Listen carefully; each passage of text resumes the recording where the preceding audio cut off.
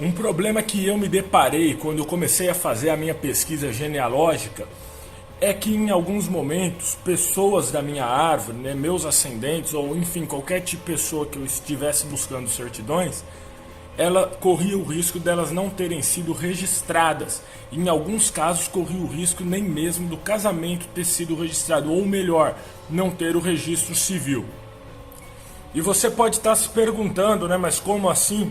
E aí o motivo é muito simples. Embora até hoje existam casos no Brasil, e eu vou até fazer um vídeo sobre isso, de pessoas que acabam ficando invisíveis porque não tem o registro civil ou não tem os registros da forma com que deveria ser feito, temos que entender que antigamente, né, isso final do século XIX, começo do século XX, o acesso à informação, o acesso a órgãos públicos era completamente diferente de hoje. Aparentemente hoje é muito simples você ir num cartório de registros e registrar o nascimento do seu filho ou de algum conhecido, fazer o registro de casamento, né? Mas antigamente não era bem assim. As pessoas, algumas não viam nem sequer a necessidade de fazer esse registro.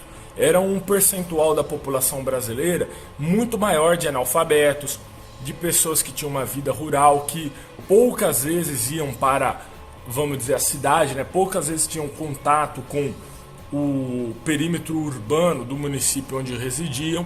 Então tudo isso dificultava, né, esse processo de você ir fazer o registro. Muitas vezes não se via a necessidade, ou não se tinha nem a noção, né, da importância que hoje nós damos para esse registro civil.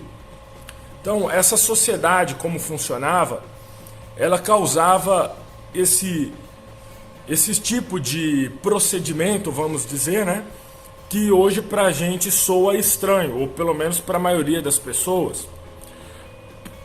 Tinha-se o costume de batizar, né, de fazer todos os rituais litúrgicos, né, então o batizado, o acompanhamento da igreja, tudo, mas era mais raro o registro civil, ou você até vai encontrar um número considerável de pessoas que tiveram um registro civil, mas assim, numa proporção muito menor do que hoje. Então não é nenhum absurdo se seu bisavô, seu trisavô, seu tetravô, ou tetravó, bisavó, enfim, ou um tio tetravô, que seja, essa pessoa não ter o registro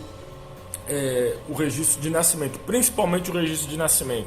Pode acontecer muitas vezes o de casamento também, mas o mais comum ainda é o de nascimento, de não ter esse registro, né? E principalmente por isso. E aí, de repente, se você quiser informações, você pode tentar contactar com paróquias, com igrejas na época, né?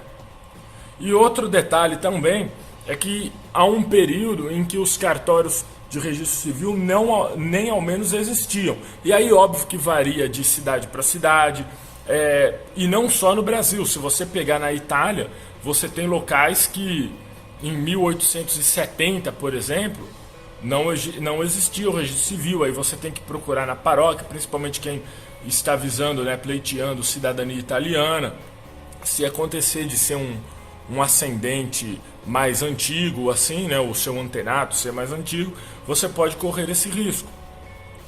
E, enfim, então não só no Brasil, mas tentando focar um pouco no Brasil, na minha cidade, por exemplo, o cartório mais antigo é de 1889.